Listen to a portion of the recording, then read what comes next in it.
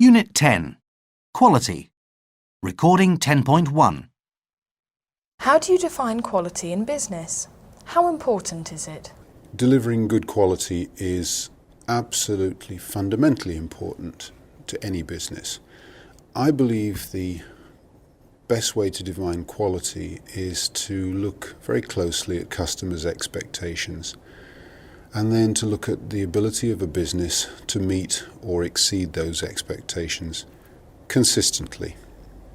Customers generally place great trust in the ability of their favorite brands or companies to address their requirements dependably, whether it be a soap powder, a hotel room, or a massive conference facility. Our job in our business is to make sure that our customers' requirements are very clearly understood and to ensure that at every stage in the guest journey through our hotels, we're able to address our guests' needs smoothly, easily, and efficiently. Recording 10.2. How should quality improvement be measured?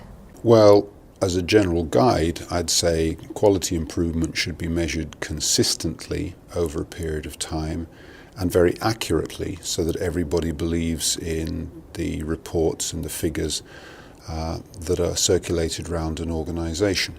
But in three specific ways, we at Hilton measure the quality of our performance. Every year we contact thousands of guests to understand just how satisfied they are with all the important areas in our business, whether it be the way they arrive and depart from a hotel or the quality of their bedroom and the food that they eat.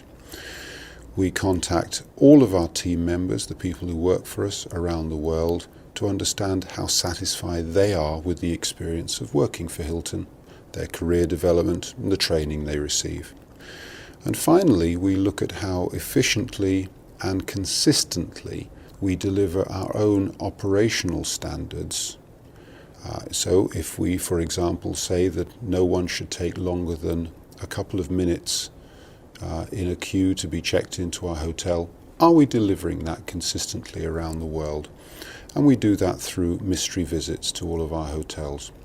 That gives us guest satisfaction, operational efficiency, and the satisfaction of our team members in all of our hotels around the world.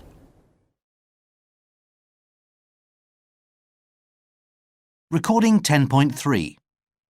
Does high quality mean high cost? I guess it can do, but I think what's more important is investment in high quality something which will pay dividends to a company? Will it help to build profitability? Certainly, delivering good quality consistently is not something that can be done without any cost to an organisation.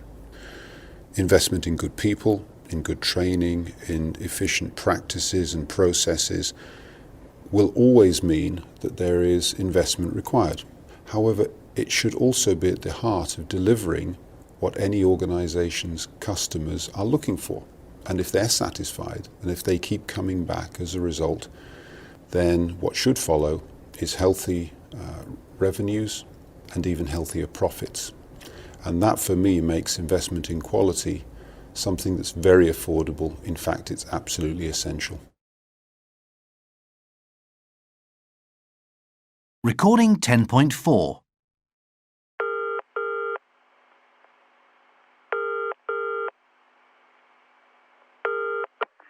Good afternoon, Electrical Goods Department. Hello, this is Teresa Green. I'm calling about the DVD player I bought from you a few weeks ago. Unfortunately, there's a problem with it. I'm sorry to hear that. What seems to be the problem? It doesn't work. Could you give me some details, please? Well, the eject mechanism's not reliable. Sometimes it works and sometimes it doesn't. Can you bring it in? Then we can look into the matter and we'll probably send the machine back to the manufacturer. I'm sorry, but I'd prefer to exchange it. I'm afraid it's not our policy to replace items. We'll send it to the manufacturer for repair. Well, that's not really good enough. I'd like a different make, and I don't mind paying a little more for a better model. All right then, bring the machine in and we'll see what we can do for you. Recording 10.5. 1, The worst time is 7 to 11 in the morning. There are always big queues at the check-in desk, and it's very disorganised. I also missed a flight because of the long line at passport control. There are always huge queues there. 2, It's just like the airports back home for us smokers. I had to go right outside the terminal to have a cigarette before my flight. And I wasn't the only person there, I can tell you. I hoped you British would be a bit more understanding about smoking. We're not criminals, are we? 3, There's a huge duty-free shop. That's good. But the staff are too keen to get you to spend your money. They follow you round the shop offering special promotions. They really hassle you. The other services are poor. They need more dispensers for candy bars, beverages, magazines, and so on in the waiting areas. Such things are useful when your flight is delayed. 4, It's difficult to get information about flights. The public announcements are either non-existent or so quiet you can't hear them above people talking. The TV screens could provide updates on a regular basis, but the information is very vague. A few weeks ago, my flight was delayed 4 hours. Engine trouble. No one told us anything. There should be more airport staff to deal with emergencies.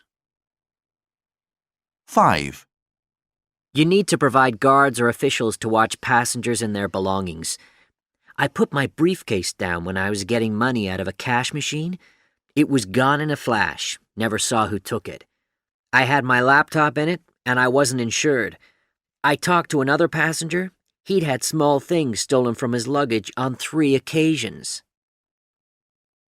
6, I find the worst service is at the point where I pick up my suitcase as it comes off the plane. There's this huge room, but it only has 2 conveyor belts, and they break down all the time. You often wait about 20 minutes for the first bags to appear. So now I expect to wait at least 30 minutes before I pass through customs. Oh, and another thing, you need more trolleys, all over the airport, not just at the point where you pick up your luggage. 7, The facilities for disabled people like me could be better. I had to pay £18 to use a wheelchair to get to the plane. I think it's outrageous. I don't know whose responsibility it is. 8, Well, my complaint is that there's nowhere to park. I travel everywhere by car. Your car park is much too small. The other day I spent 40 minutes driving around until I found a space. It was only my good luck that someone was leaving. This is the 21st century, isn't it? You'd think airports of all places would be prepared for the increased traffic.